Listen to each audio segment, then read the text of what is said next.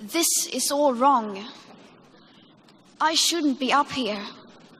I should be back in school on the other side of the ocean. Yet you all come to us young people for hope. How dare you?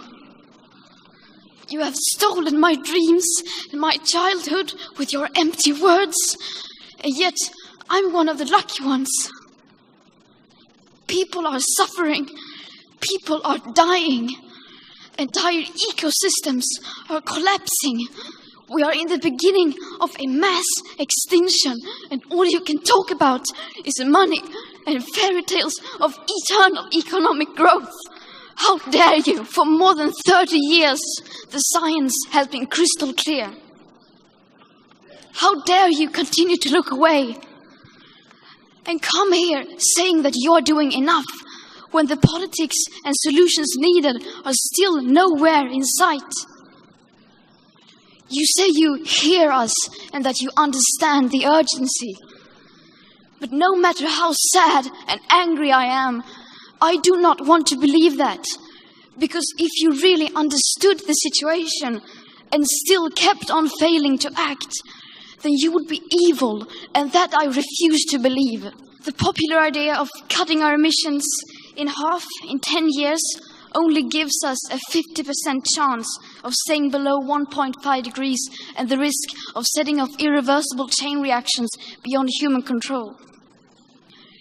50% may be acceptable to you, but those numbers do not include tipping points, most feedback loops, additional warming hidden by toxic air pollution, or the aspects of equity and climate justice.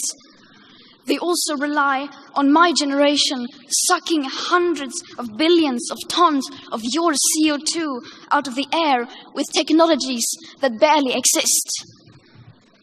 So a 50% risk is simply not acceptable to us, we who have to live with the consequences.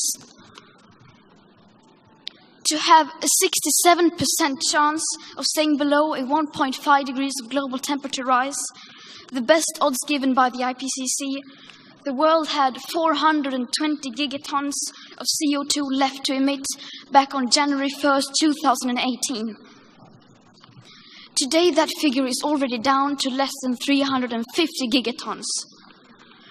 How dare you pretend that this can be solved with just business as usual and some technical solutions?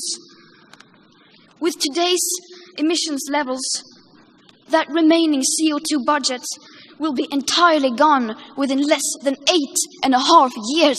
There will not be any solutions or plans presented in line with these figures here today, because these numbers are too uncomfortable, and you are still not mature enough to tell it like it is. You are failing us, but the young people are starting to understand your betrayal. The eyes of all future generations are upon you. And if you choose to fail us, I say, we will never forgive you. We will not let you get away with this. Right here, right now, is where we draw the line. The world is waking up, and change is coming whether you like it or not.